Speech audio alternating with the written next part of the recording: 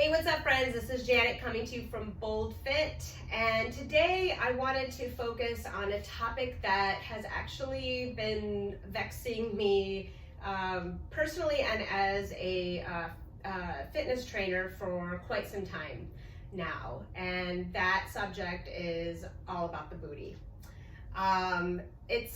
The booty has become something in fitness, especially for women, as a main target area of representation of beauty or sexy or other elements that seem to make a woman attractive or desirable, or however you want to put it.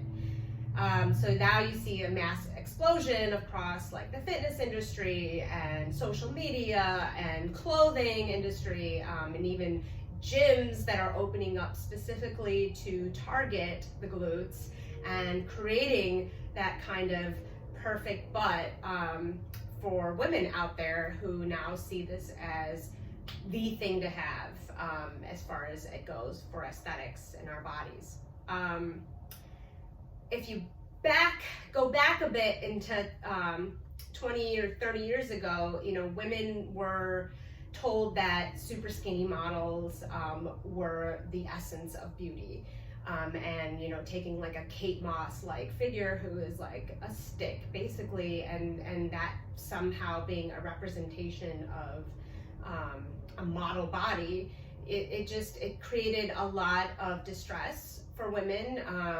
There's not to say that it's like a direct causality, but having these images constantly perpetuated in your society, and being told that this is what you should be trying to go for as far as your goals, it's very difficult on the mindset to understand what is true and what isn't true, and why can't I just appreciate my body for the way that it is, because being something like that is not necessarily a representation of health. And we kind of moved away from those super skinny models, and coming up more into the 2000s and up to the present day, it shifted so that now we are looking at butts as being the new essence of beauty. Now, this is not a dig at people who are looking to get that bubble butt. It's not that I'm here to espouse that's just silly and that's so vain and this and that. If that's what you're doing and you're in it for those aesthetic reasons, then that's your prerogative, right? You do what you want to do. Nobody's limiting anybody from doing something like that. But I feel as a fitness professional and as a woman that I want to be able to talk about this in a way that can resonate with women in a general sense of their overall health, and what to kind of pay attention to as far as your movement and your healthy lifestyles that goes for longevity versus something that's being exploited as just another means to get women to feel insecure or inadequate, or not feeling like their bodies are beautiful if they don't have that bubble butt, right? Same thing as it was for, not having that super skinny body. So that's kind of the playing field that I'm trying to level right here.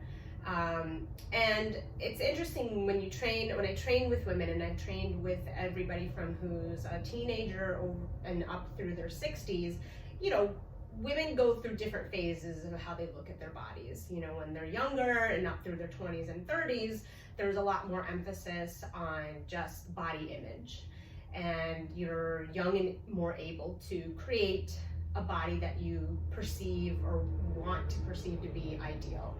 And as you come out of those stages and more going into your 30s and then especially into the 40s, 50s, women are looking to just mostly be strong to be healthy, to be able to do things in their daily life so that they're not going to bed every night with back pain or hip imbalances and all those things that the lifestyles we live now are impacting us in negative ways. So this message is really for everybody, and to understand that if you're seeing a lot of that, don't necessarily feel like that's something to buy into as a ways to feel good about yourself, and especially as you look at it from, how do I be healthy? What benefits would I get from having a bubble butt that I don't get if I don't have that? So let's just talk about the glutes for a second. So the glutes are a very important muscle group in your body, comprised of several different muscles there. You know, you have your gluteus medius, which is more around the top here, your gluteus minimus, which is kind of right below it, and then your gluteus maximus, which we all kind of know as the butt. And the glutes are the biggest muscle group in your body, and it pretty much governs everything that we do in our daily lives, from sitting, from standing, walking, jumping, from a balance perspective, maintaining your proper form and alignment, and you can't escape not using your glutes.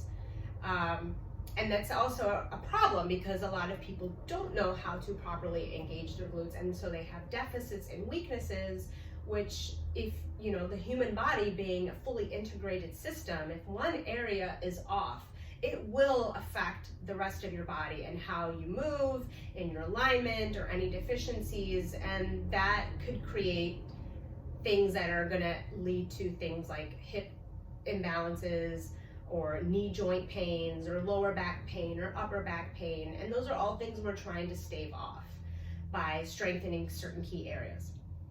So as I say that glutes are an incredibly important function and muscle group, I also like to tell my clients, here is the functional movement training model, what it's about, and what are the key areas of the body that I'm looking to help strengthen in men and women. So from the functional movement training model, you know, you have 5 essentially basic movements: bending and lifting, so that's related to squats, single leg movement, so related more to lunging and balance. Any sort of pushing movement will be related to your chest, triceps, or also, if you want to consider the lower body, your quads. And pulling movement, so the opposite muscle group, your back and your biceps and hamstrings in the back of your leg. And rotational movements, so any movement where you're separating your upper body from your lower body, and using a lot more of your core and torso to be able to do that. So those are the kind of movements we do all day long, whether we recognize them as a lunge or a squat or whatever. And we incorporate those movements into all of our different types of workouts that we do. And when I talk about the key areas that we're going to focus on as well, as far as muscle groups or systems of muscles, I will talk about we need to work on our postural alignment. So that's a really key thing, because so many of our lifestyles now are just so sedentary, or we're sitting for long periods of a time, and that just wreaks havoc on our body. And we're coming into that, you know, texting culture where everything is kind of bringing us inward and rounding up that upper back and enclosing your chest, and that's going to signify weakness in your back and your shoulders, because ideally you want to be able to bring your shoulders back and down and keep that chest open, and that does require a lot of back strength and shoulder strength. So you're targeting your delts, your scapula, your traps, your rhomboids, your lats. So all of those are key areas to be thinking about when you're doing any sort of functional movement training model. We tend to really focus a lot on the anterior part of our body because that's what we see, but one might even argue that the posterior is actually even more important because of everything that back there that supports everything that we do. The other key areas include your core, so that system of muscles that is right all around your abdomen and your midsection and all the way around to the back. So it's not just your abdominals that are in play here. There's a lot of different muscle systems involved, and your core is essential because it's keeping your body staying in position from the top of the body to the lower part of your body. If you have a weak core, those areas are going to start to suffer as well. So it's really important that we do have a really strong midsection so that the rest of our body can move. And that's also very true for our hips and our glutes, because all movement is really generated from this area. And having any restrictions or limitations or weaknesses in these areas is, again, anything that happens here will affect the rest of the body and how you move. And that's really important just for anybody, and especially if you want to maintain independence and autonomy in your own life, so that you don't have to have knee surgeries or hip replacements or people helping you to get out of a chair. Maybe you're not thinking about that now if you're younger, but it's something to just think about in general as you continue every day, because your body will change and your body will need to adapt. And it's important for the rest of your body to just maintain a good support system throughout. And that's why you'll hear me always say in my workouts, form over effort. So coming back to the glutes. I do talk about glutes being a pivotal part of any sort of movement we're doing, just like I mentioned before. And probably one of the biggest cues that I give to my clients in training is to engage your glutes, squeeze your glutes. It's a constant reminder of using that muscle to stabilize you, to help you maintain balance, to activate the right muscle groups that need to take part in any given movement, to avoid those accessory muscles taking over, which create those imbalances. So yes, I'm talking about the glutes all the time. Why I'm not talking about a bubble butt all the time is I don't believe that you should be doing just pure isolationist exercises. If you're going into a gym, and especially now that I'm reading that there's gyms that focus, and I've seen this with trainers as well, on helping women to just get that bubble butt and at the expense of almost everything else, what is that really doing other than perpetuating that, again, this is something that's an ideal sign of beauty or sexiness for women, but what functional capability does that really have? So what is the real point of even having that? Is it for bragging rights? Is it something that makes you feel good? And when I go through my own Instagram crawl, because I am in the fitness industry, and I love certain types of clothing from the fitness industry, then I'm bombarded with everything like you can possibly imagine that's trying to sell me on that big booty. It's constant with clothing, with leggings, particularly having specific leggings that really even just accentuate the butt. And and even people that or influencers that you respect, like a lot of them are taking all of those big butt shots, right? And even that in and of itself is so deceiving in many ways, because a lot of that is also just based on the angle of which you're taking a picture or photo. So what might look like an amazing butt, maybe it was just the way they were standing and the light hit them. It looks a certain way, but if you took them from just maybe a profile or even from behind them, you wouldn't necessarily see what they're trying to perpetuate as an image. So that part vexes me, because it's totally up to every individual what they do, how they want to, if they want to be on Instagram or on social media or sending out, pictures. We are a very selfie obsessed society now. All the more power to you. But for those who look at it and wonder either why is this such a big deal, or feeling insecure that they don't have that, so therefore they're not considered hot. There's definitely a lot of medium and middle ground that we need to cover to understand what is actually healthy and what may not be for exactly health purposes, let's just say. You know, are they really going in to strengthen their booty because they're thinking about, I need to be able to sit down on the toilet and get myself back up again? Probably not. But that is kind of an essential function in life, right? So let's look at some things that'll help us not only strengthen the glutes, but also the areas around, like I was mentioning, that are really important for the rest of your body to function, okay?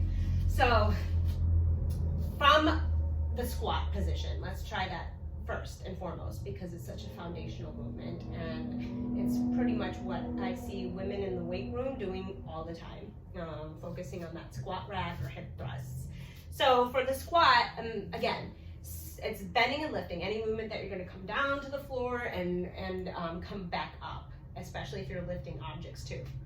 But just coming back into a chair, you're going to have your feet about shoulder width apart. You're going to roll your shoulders back and down, chest is open, maintaining that spinal alignment.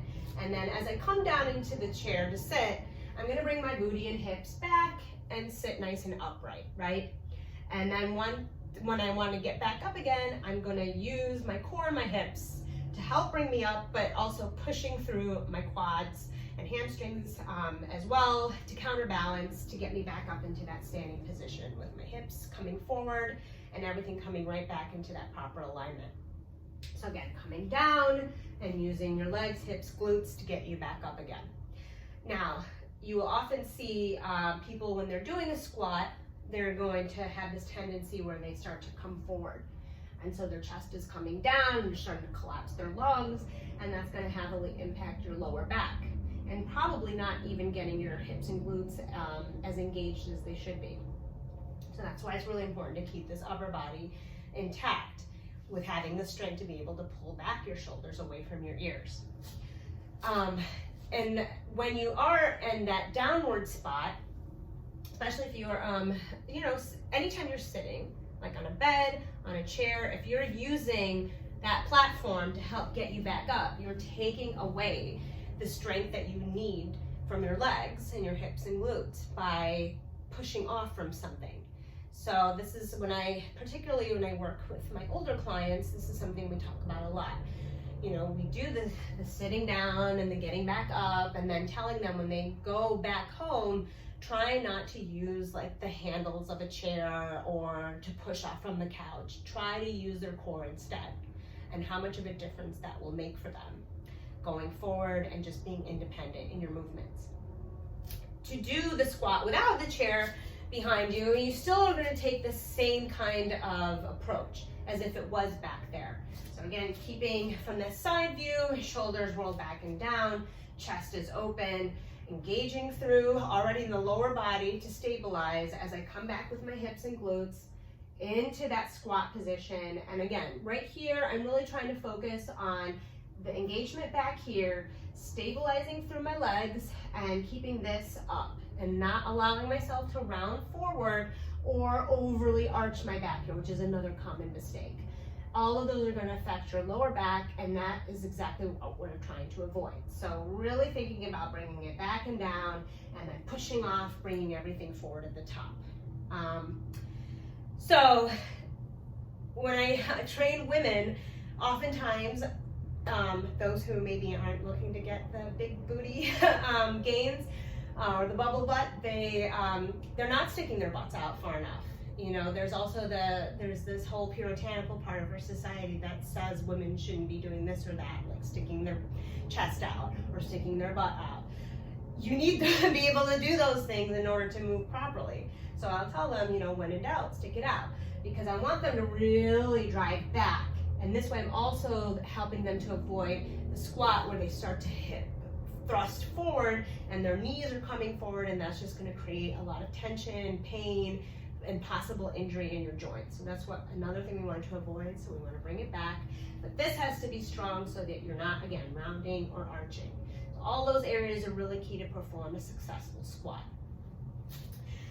All right, another really important function and movements that you can do for your glutes, single leg movements. So anything related to lunging and any type of movement that is really going to have your stance not with like your 2 feet supporting you. So Lunging is a single leg movement, replicating things that we're already doing in our daily life, like walking. When you walk, you're transferring your weight right to left, without necessarily consciously thinking about that. The lunge is kind of like an exaggerated motion of that. So when you do a lunge, let's say we come into a forward lunge, I'm going to bring one leg out, and then this back leg is going to be not like in a tightrope manner, but you want to bring it out so it's about hip width distance from your front, and your front leg is also in line with your hip. And then when you come down into your lunge, you want to make sure that you again have your torso nice and upright, and that your knees are not going over your toes, and trying to maintain that nice 90-degree angle in the front and the back. Now, the muscles that are working in the lower part, of course, you're having your core engaged to keep you nice and upright. You're using your quads in the front to help stabilize you. And in the back, right now, I'm really engaging hard, flexing through my glutes and my hamstrings to keep that part supported, but also to help keep me balanced. So that if I have anything where I'm switching, and let's say one of my legs is a little weaker when it comes to balance, then I really want to be especially thinking about that back leg immediately engaging to lock me in so I keep my balance. If there was one great lesson I learned from cheerleading, it's that when you're trying to balance, you got to squeeze and engage your glutes. Without that, you're going to lose pretty much your whole ability to stay in one place and not shift all over the place. So that's why I really say whatever you're doing, whether it is a lunge, or maybe you're doing a single leg movement where you're raising a leg up, all of those are going to require you to engage the standing leg and the glute to help keep you balanced, which is a really key function in movement in general. If you don't have your balance, that could eventually lead to falls, injuries, many other things that we are trying to avoid, or anything that could impair our mobility. So again, coming from the side angle, anytime you're going to do, let's say I'm going to actually maybe use my box to do a Bulgarian lunge or split squat lunge, having my leg up on that elevated surface, bringing my front leg out about 3 feet or so. And then when I come down, again, I'm now 1 foot's elevated, 1 foot's on the floor. It's really important, again, that I'm engaging through that glute to help me stay balanced as I do my reps in the lunge. And a really effective way to help build that strength in your lower body, and particularly in your posterior chain, which is including your core, your hips, your glutes, your hamstrings. All right, so we talked about squats, we talked about lunges, and the hinge movement, which probably I would say is almost as equally as important as the squat. So for a hinging movement, this is where any type of movement that you're doing in a day where you need to bend over and do some sort of activity and then come back up again is going to put a lot of pressure on your lower back if you're not careful. So when we teach the hinging movement to our clients, we talk about, again, the posterior chain being really important to factor in. So from bringing my feet to about hip width distance, I'm going to, again, finding my base of support, so the same cues that I would give for any other movement. But this time you're going to have a soft bend in your knees, and you're going to bring your hips and glutes back as your body tilts forward like a pendulum. And from this position, it's really important here that you are engaging through the glutes, squeezing them nice and tightly, because if you start to let go, that again is going to impact the lower back. And we want to actually strengthen this section through doing it, not impair it or injure it. So engaging through there and keeping my shoulders back and down is really going to help prevent me from getting any of those type of injuries or pain. Now, if I'm actually going to go any further lower than this, I'm going to maintain this position as I'm hinging forward, soft bend in the knees, grabbing, if I'm grabbing an object, let's say I'm grabbing my band down here, and then I'm going to use my hips and glutes to bring me back up, and hamstrings, so that I'm effectively moving and not causing myself any pain. Like I just said, anything simple. You're picking something up, grab it, don't use your arms and back, That's when you're gonna start doing a lot of this stuff. And oh, I can already feel it in my low back by doing it. So hinging is different than squatting.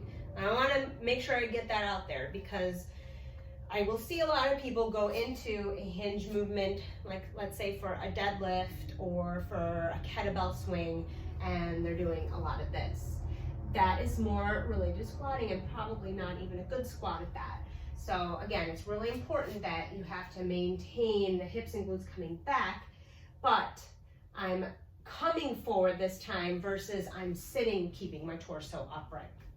So if we were to do a deadlift, again, I'm going to start with the kettlebell, let's say on the floor, hinging forward, picking it up, and again, for more strict,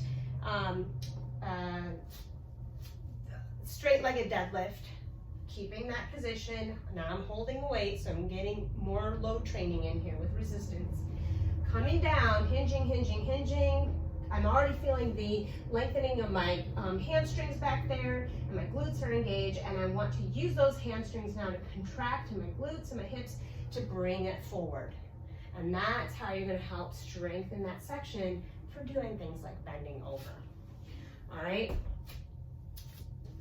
One of the movements that I love doing for hinging, including deadlift, is a kettlebell swing. So a kettlebell swing is more of an advanced movement, so it's not something I would say for beginners to just go into, and it's a very technique-focused movement, and really important that everything is engaged properly to be able to execute it correctly. It's a great posterior chain strengthening movement. There's a lot of power that you use that is needed to be generated in your hips. It's something that you're using also to help you realize how you can move something forward and bring it back safely. So anything, if you're going to do anything that is related to kind of that kettlebell movement, again, it's making sure you have that hinge in place, and you can just even practice without the kettlebell. When you come back, you bring the kettlebell back as you catch it, and when you bring it forward, the whole idea is that you're using your hips to thrust forward with the weight, bringing it no higher than your shoulder height, and you're not using your arms or your back, all right? Another key thing, like you were bending over, you don't want to use your arms and back to control this movement. It's naturally going to come from that hip thrust, and as it comes back down, you want to let it go naturally. Again, as you bring it back, engage, engage, keep this engaged the whole time, lengthening the hamstrings, and then pop. All right, which is, for women, I've also noticed it can be a challenging movement. A lot of times I see people doing the kettlebell swing incorrectly because maybe they started with too light of a weight, or maybe they're squatting instead of hinging, or they're really trying to control that motion with their arms, and it's a slow movement. I'll see a lot of like this kind of stuff. Kettlebell swing is not meant to be a slow movement. Anything where you're using that kind of weight, you want to be able to generate power to get it up and then back down. All right, so if we take a look at what that would look like with the kettlebell, you're going to start with it on the floor. You're going to bring yourself into a squat to get your hands on top of the kettlebell, and then you're going to start to hinge already from this position. So keeping my shoulder blades squeezing together and contracting through my lats to keep my back nice and strong and flat and neutral. And then I'm going to bring the kettlebell in between my legs to start it off, and then power through my hips to keep that movement going. So receive, boom, pop it out. Let it go, pop, let it go, down and up. And you see at the top, I'm engaging really hard through my quads, my glutes, my hips, so that I'm not arching back at any point during the movement, staying nice and upright. And when you want to bring it down, lower it with control. Also, don't start your kettlebell swings from the top. If you're just starting it from here, really dangerous to get your back not engaged in that movement. So better to start it always from that lower position, hinge, bring it back, and then bring it back up. and lower it with control. Mini bands. Now this is a great piece of equipment to use. Cheap, can take them anywhere, can use them for multiple functions, and this is a great one that's also very functional and used, well, while it was used primarily in physical therapy, is now very ubiquitous across gyms, across studios, and in different things that we're doing with our clients. So typically, if we're going to do some sort of lower body, again, with the glutes, oftentimes our medius gluteus is weakened because we're using other muscles to compensate for it. So that's that part of your glute that's coming right around that top here. So any sort of lateral movement that we're doing, we actually want to engage from our gluteus medius, because that is what helps us to abduct our hips, move away from the from the midline, and then bringing them back together. And also anything where you are going to be rotating your hips. You know, we don't just move in a forward and backward motion, right? We also move laterally as well as transverse plane, and separating that upper and lower body. So a lot of people will come in with imbalances or just weak medius gluteus, so we'll start with that lateral walk. And the lateral walk, you could do this either around your thighs or down lower around your shins and your calves. And from here, I tell people to really focus from the standing leg you're pushing off, and you're coming from that side part of your hip to step out. Keeping the tension on the band the whole time, so you don't want to bring your feet too close together. You want to keep that resistance there to help you use the proper muscles. Again, to the side, abducting, bringing the standing leg, pushing off. Good. And repeating that, you can do this all day, every day. In fact, I would encourage people who have a weaker to practice the banded lateral walk quite often. With squats, especially if you're new or if you're noticing, even if you've been doing them for years, maybe something is just not clicking correctly or moving, you're not getting your squat coming down nice and straight between the distribution in the right to left side of your body. Bands are going to be your best friends to help you out with that. So with having the band on, the whole idea is you're trying to maintain that tension and adding in that resistance. For the squat, when you go into the squat position, really critical that you don't bring your knees in. So the band really helps in that perspective because you're already kind of pushing out to keep the tension. And so this will help you maintain that nice form as you come sitting back and down, keeping the knees out wide and back up again. So from the side, standing nice and tall, I'm going to start pushing out with my knees as I bring my hips and glutes back, and then standing it up. So that's one way to get your squats looking better, but also performing better. There's things that you can do with the band that are more isometric as well. So isometric being just that muscle contraction, no actual joint movement. So another good favorite on this one is to come down into that squat position, the cheater low point, and now I'm going to abduct. So I'm pushing my thighs out, hips out, again using and strengthening through the gluteus medius and minimus to do this activity. If you stay down here for 30 seconds or so using some resistance band, oh my goodness, this whole part is going to be burning and screaming in a good way. All right, so that's another thing that you can do with the bands. Also, if you want to add in plyometric movements, you can use this to do jump squats to make them just a little bit more intense and fun. So that will involve coming back down into your squat, exploding up, and making sure you keep your knees out the whole time as you're doing this, right? Because you're creating that extra tension there. Even just doing a few minutes of that has already got me a little bit breathless and warmed up. So, other things you can do.